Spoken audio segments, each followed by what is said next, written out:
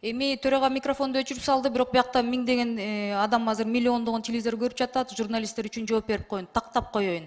Кудайберген жөнүндө мынчалык жала жаап жаткан биздин УКМК жетекчиси Кумтор жана Кемпирабад боюнча да алдаса керек да.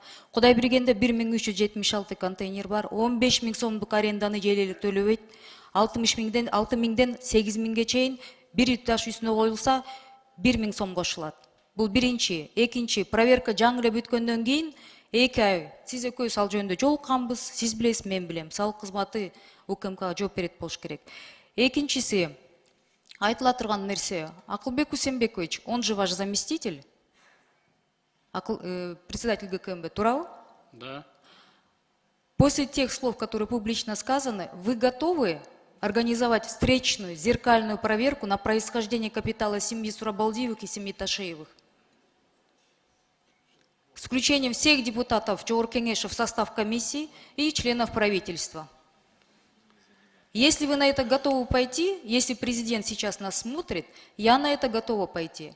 И мы посмотрим, кто платит в этой стране налоги, кто не платит, кто как разбогател. Захотите, может, давайте и вас проверим, и ваших заместителей остальных, и министров.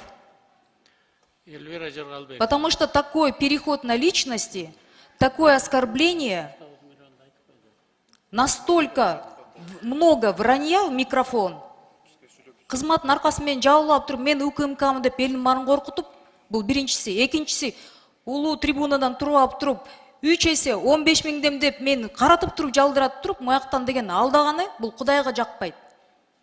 Эгер трибунадан УКМК мынтип алдаса, Кемпирабад боюнча, Кумтор боюнча, значит, точно алдап атасыңар.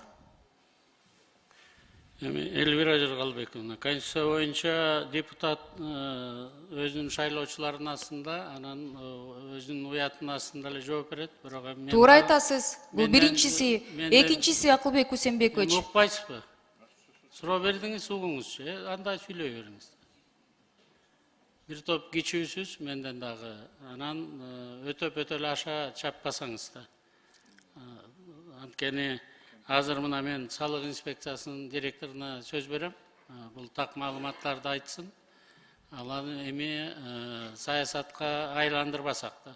Акылбек Усенбекович, салык кызматы биякта турса, давайте анда сиз кайым айтышпай дейт, чын болуңуз дейт, до конца. Чын бололу. Июль, август 2 ай сизди издеп жүргөндө, телефондорду албай, жооп бербей, барганда деген, эмне болду десем, сиз деген аудиозапись бар экен, ошакта Сурабалдиева деген митингге чакырып тур деп, ошол аудиозаписти элге чыгарыла дедим. Мен элди алдабайм, мен чыгымчыл эмесмин. Мен Кудай астында таза жүргөн адаммын десем, жооп бере алган жоксуңар эч кимдер. Мына Алтынбек мырза турбайбы? Көзү турат. Алдабайт бул киши. Экөөбүз отуруп сүйлөшкөндө деле, кайсы аудиозапись десем, өкмөттө целое совещание кылып, Сурабалдиева чүйдө сентябрда митинг көтөрөм деп атыптыр. Ошону таап бергиле дедим. Таап берген жоксуздар. Азыр болсо 2 ай өттү, кайра эле. Бул эмне деген давление? Анан деген на личные дела не переходить дейсиз, урматтуу төрага. Өтпөйт элем. Бирдеме көтөрсөң эле сен душмансың, оппозициянан тиги Мадумаров жанында жүрөсүң. Мен бул киши менен закрытый заседаниеда 2 жолу урушкам. 90 депутат күбө. Досчугубуз жок экөөбүздүн ортобузда. Бирок